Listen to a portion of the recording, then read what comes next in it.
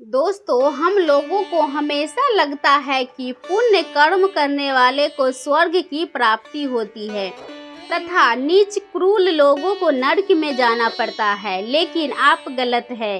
इस कथा के माध्यम से हम आपको बताएंगे कि स्वर्ग में जाने की असली हकदार कौन है और वह कौन से कर्म है जिससे आपके सारे कष्ट और पाप समाप्त हो जाते हैं। तो आइए दोस्तों, हम जानते हैं कि इस पवित्र कथा के माध्यम से दोस्तों एक बार धरती लोक पर 4 व्यक्ति की मृत्यु एक ही साथ हुई थी। वो सभी लोग विचारों में अलग अलग और अलग अलग प्रदेश के रहने वाले थे। केवल संयोग से ही उन चारों का अंत एक ही समय पर हो गया था। एक ही समय पर यम के दूत इन चारों को लेने के लिए आए थे। मरने वाले में एक तो किसी प्रदेश का राजा था, दूसरा बड़ा धनी व्यापारी था, तीसरा एक पूजा पाठ करने वाला पंडित था और चौथा गरीब मजदूर था जो दिन भर मेहनत करके अपने परिवार का पालन पोषण करता था। चारों की आत्माओं को लेकर यमदूत मृत्यु के देवता धर्मराज की सभा में आकाश मार्ग से लेकर चारों आत्माओं को जा रहे थे। तब यमराज दूत उन चारों आत्माओं को लेकर यमराज के सभा में पहुंचते हैं तो उनके सम्मुख जाकर खड़े हो गए। वो चारों सोच रहे थे कि कौन स्वर्ग में जाएगा और कौन नरक में जाएगा। यमराज अपने आसन पर विराजमान नहीं हुए थे। उससे पहले ही चारों आपस में बातचीत करते हुए स्वयं को ही स्वर्ग का मिलना चाहिए यह कहने लगे। सबसे पहले राजा कहने लगा, देखो, मुझे तो धर्मराज पक्का स्वर्ग में ही भेजेंगे, क्योंकि मैं एक विश्वविख्याता राजा हूँ। मैंने अपने अनेक सद्कर्मों से धरती लोक पर अपना खूब नाम कमाया है और चारों तरफ लोग मेरे कर्मों की चर्चा करते हैं। कभी भी कोई मेरे द्वार से खाली हाथ नहीं गया। जो भी आया मैंने उसे इतना दिया कि वह जीवन भर मेरा नाम नहीं भूल पाया और हर तरफ मेरे नाम का यशव लगान हो रहा है। मेरे द्वार लुटाए गए दान से लाखों लोगों को खाने को अन्न मिला है और रहने को आसरा मिला है। इसीलिए मेरे कर्मों को देखते हुए धर्मराज मुझे पक्का ही स्वर्ग में भेजेंगे। दोस्तों, राजा की बात सुनकर वह धनी व्यापारी कहने लगा कि हे भाई, मैंने तो पृथ्वी लोक पर रहकर खूब धन कमाया और उन धन से मैंने लाखों लोगों की सहायता की है। मैंने अपनी कमाई का 11वां हिस्सा सदैव दीन दुखियों की सहायता में उपयोग की है। मेरे शुभ कर्मों को देखते हुए धर्मराज मुझे ही स्वर्ग में भेजेंगे और यह बात मैं पहले से ही जानता हूँ। व्यापारी की बात सुनते ही पंडित जी कहने लगे, अरे भाई, क्योंकि फिजूल की बातें कर रहे हो। स्वर्ग में जाना कोई आसान काम नहीं है। स्वर्ग में जाने के लिए दान के साथ साथ पूजा पाठ करना पड़ता है। इसीलिए स्वर्ग में प्रस्थान तो मैं ही करूँगा, क्योंकि मैंने भगवान का खूब पूजा पाठ किया है और पूरा जीवन मेरा पूजा आराधना में बीता है। मेरे शुभ कर्मों के कारण मेरे लिए ही धर्मराज स्वर्ग का दरवाजा खोलेंगे। यह बात मैं अच्छी तरह से जानता हूँ।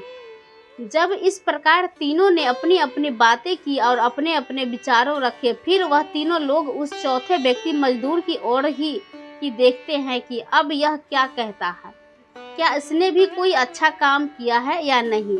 फिर इसका पूरा जीवन मजदूरी करते हुए दूसरों के अधीन रहकर ही बीता है। दूर उन सबकी बातों को चुपचाप नीचे नजरें झुकाए खड़ा सुनता रहा और वो तीनों बड़े गर्व से अपनी प्रशंसा में झूठे थे। तभी धर्मराज अपने साथी चित्रगुप्त के साथ दरबार में हाजिर होते हैं। चित्रगुप्त के हाथों में एक मोटी सी किताब थी जिसमें समस्त प्राणियों के कर्मों का लेखा जोखा लिखा था। धर्मराज अपने आसन पर विराजमान होते हैं। उनके बाद चित्रगुप्त ने राजा को अपने पास बुलाया और उससे पूछने लगे कि तुम बताओ, तुम तो धरती पर खड़े ही ख्याल में राजा थे। तुमने अपने जीवन में कौन कौन से शुभ कर्म किए हैं तथा कितने लोगों को दुख दिया है, कितने लोगों का भला किया है। मैं अपनी पुस्तक में देखकर यह फैसला करूंगा कि आप स्वर्ग में जाने के अधिकारी है या नहीं।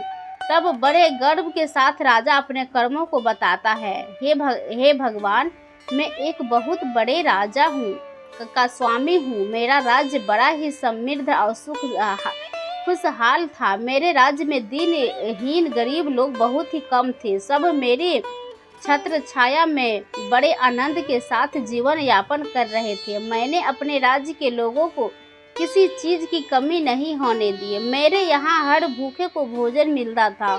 लाखों की धन मोहर उन्हें रोज दान में दी जाती थी। प्रजा के लोगों मुझसे बहुत दिन रात में यही मेरे जीवन के अच्छे कर्म है। राजा की बात सुनकर चित्रगुप्त ने अपनी पुस्तक उठाई और उसमें देखने लगे कि पुस्तक में देखकर उन्होंने राजा को बताया कि तुम जो कह रहे हो वह सर्वथा सत्य है। तुमने अपनी प्रजा को बहुत सुख दिया है, परंतु इसके साथ साथ तुमने बहुत बड़ा अपराध भी किया है। तुमने अपने राज्य के सीमा को बढ़ाने के लिए जितने युद्ध लड़े हैं, उन युद्धों में हजारों लाखों की संख्या में सैनिकों ने अपनी जान गंवाई है। उन सबकी मृत्यु का कारण तुम बने हो। उनके परिवारों को, उनके बच्चे को अनाथ करने वाले तुम हो। उनकी स्त्रियों को विधवा बनाने वाले भी तुम हो। उनकी माँ की गोद भी खाली सुनी करने वाले तुम ही हो। तुमने अपने ही सैनिकों के हजारे परिवारों को हमेशा दुख दिया है और युद्ध लड़कर राज्य बढ़ाने की इच्छा था कि तुम अपने पड़ोसी देशों से मित्रता करके उनके साथ साथ व्यापार करते। आपका राज्य तब भी समृद्ध और संपन्न रहता। तुमने अपनी प्रजा को नहीं, सैनिकों को सुखी बनाया है। इसीलिए तुम स्वर्ग के अधिकारी नहीं हो। यह बात सुनकर राजा चुपचाप पीछे हो गया। उसके बाद चित्रगुप्त ने व्यापारी से पूछा, अपने धरती पर कौन कौन से अच्छे कर्म किए हैं। तब व्यापारी कहता है कि हे भगवान, मैंने धरती पर जितना धन कमाया उसका 11वां भाग अच्छे कर्मों में लगाया। लाखों लोगों को भोजन कराया, कई आश्रमों को दान दिया है, कई बेघर लोगों को अपने धन से भर दिया है, कई शहरों में मंदिरों का निर्माण कराया है, कई जगह पर धर्मशालाएं बनवाई है, प्रत्येक तीर्थ में भंडारे करवाए हैं। यही मेरे जीवन के अच्छे कर्म हैं। व्यापारी की बात सुनने के बाद चित्रगुप्त ने अपनी पुस्तक खोली, जिसमें उसके जीवन के सारे अच्छे बुरे कर्म लिखे थे। चित्रगुप्त ने बताया कि देखो, तुम जो कह रहे हो वह सत्य है। तुमने धरती पर खूब दान धर्म किया है, पर तुम्हारा पाप यह है कि तुमने धरती पर जो दान धर्म किया है वह तुम उस पैसे से किया है जिसको कमाने के लिए तुमने बहुत झूठ बोला है। तुमने बहुत गट्ठी ठगी की है, कई चीज़ों में मिलावट करके बेचा है, नकली चीज़ों को असली के दाम में बेचा है, कितने व्यापारियों को रास्ते से हटाया है। तुम्हारे इन कर्मों से अनजाने में कितने लोग बीमार होकर मर गए, कितनों ने आत्महत्या कर ली, कितने की मेहनत का पैसा तुम्हारे पास चला आया। उन सब लोगों की बद्दुआएं तुम्हारे साथ है। तुमने जो कुछ भी अच्छा काम किया है वह कर्म शून्य हो गया है, इसलिए तुम्हारे पास भी तुम्हारा कोई शुभ कर्म नहीं है। तुम स्वर्ग में जाने की अधिकारी नहीं हो।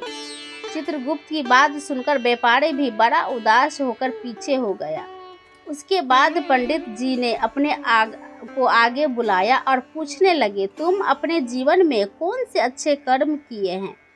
तब पंडित जी कहते हैं, हे भगवान, मेरा पुण्य यह है कि मैंने हजारों लोगों की ज्ञान दिया है, हजारों यज्ञों के अनुष्ठान को संपन्न करवाया है, हजारों के घरों में पूजा पाठ कराया है, दिन रात मैंने ईश्वर का जप तप किया है, हजारों कन्याओं का विवाह कराया है, लाखों पिंडदान श्राद्ध कराए हैं, अनगिनत लोगों को मार्गदर्शन किया है। इनसे ज़्यादा शुभ कर्म और क्या हो सकता है। तब चित्रगुप्त अपनी पुस्तक में देखकर बताते हैं कि पंडित महाराज, आपका कहना सत्य है। आपने वास्तव में हजारों लोगों को ज्ञान दिया है, लेकिन उस ज्ञान पर स्वयं कभी अमल नहीं किया है। आपने सैकड़ों यज्ञ पूजा अनुष्ठान कराए हैं, पर उसको स्वार्थ भाव से किया गया है, कोई कर्म नहीं था। तुम हमेशा से धन के लालची रहे हो, इसीलिए तुम स्वर्ग में जाने के अधिकारी नहीं हो। अब तो उदास होते हुए पंडित जी भी पीछे हो गए। अब बचा केवल मजदूर। वह मजदूर यह सब देखकर बड़ा हैरान था कि अब तक वह जिसको जितना महान समझ रहा था उनमें से कोई भी स्वर्ग का अधिकारी नहीं रहा। तो मैं कैसे स्वर्ग में जा सकता हूँ? मुझे तो स्वर्ग की कल्पना भी नहीं करनी चाहिए, क्योंकि मैं तो कभी पूजा पाठ, जप तप या दान करने के लायक भी नहीं था। तो शुभ कर्म कहाँ से करता? मैं तो मेहनत मजदूरी करके सारे जीवन अपने परिवार का भरण पोषण करता रहा। वह मजदूर यह सब बातें सोच ही रहा था, इतने में ही चित्रगुप्त ने उसे भी आवाज लगा दी और उससे पूछा। किंतु वह मजदूर तो पहले से ही कहने लगा, भगवान, मैंने धरती पर एक गरीब के घर में जन्म लिया था।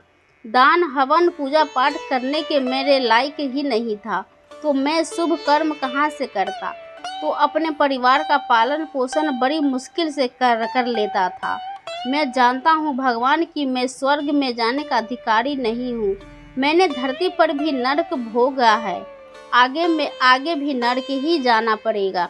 हैसियत है, किंतु हे प्रभु, यहाँ पर भी मेरी एक इच्छा है। मैं स्वर्ग में तो नहीं जा पाऊंगा, लेकिन मैं एक बार स्वर्ग को अपनी आंखों को झपका कर देखना चाहता हूँ।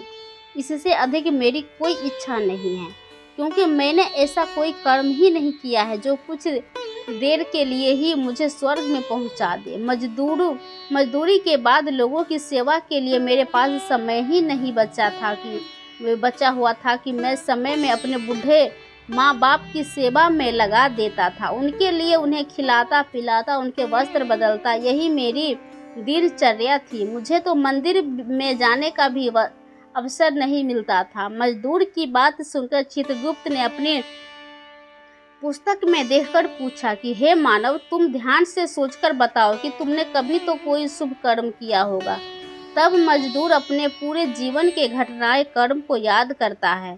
तब उसे याद आता है कि एक बार उसे बहुत तेज भूख लगी थी।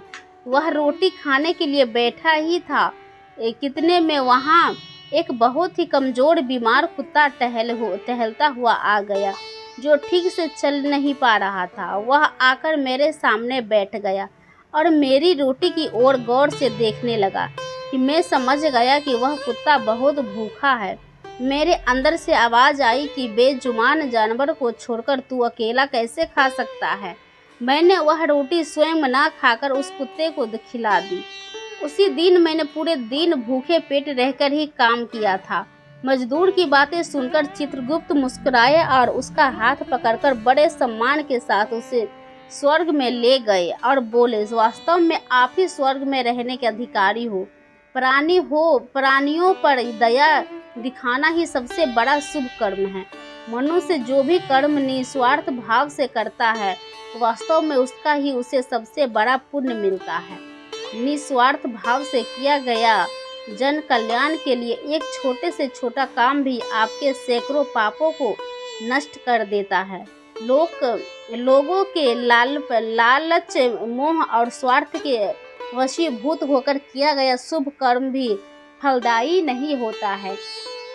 इसीलिए ध्यान रहो, जीवन में अच्छे कर्म अच्छी भावना के साथ करना चाहिए। ऐसा नहीं होना चाहिए कि आपने किसी से धन छीनकर या चुराकर कर्म में लगा दिया हो, तो वह धन आपको कभी नरक की ओर नहीं, बाद में उसी धन को दान पुण्य में जाने से नहीं उभर सकता है। दोस्तों, स्वर्ग में वही व्यक्ति जाता है जिसने निष्ठा, कर्म, निस्वार्थ भाव से प्राणियों की सेवा की हो। भले ही उसने जीवन में एक पैसा भी दान न किया हो, पर वह जिस लायक था, अपने सामर्थ्य के अनुसार उसने निस्वार्थ भाव से जो भी काम किया है, वही उसकी मुक्ति का रास्ता तय करता है। तो आशा करते हैं आपको यह कथा अवश्य ही अच्छी लगी होगी। अगर दोस्तों कथा आप लोगों को अच्छी लगी होगी तो वीडियो को कमेंट बॉक्स में जय श्री हरि विष्णु लिखकर वीडियो को लाइक करके चैनल को सब्सक्राइब कर लीजिएगा। इससे हमारा वीडियो आप लोगों को सबसे पहले मिलेंगे। दोस्तों, वीडियो हमारा पूरा देखने के लिए आप लोगों को दिल से धन्यवाद करती हूँ। दोस्तों, तो मिलते हैं नए वीडियो के साथ। धन्यवाद।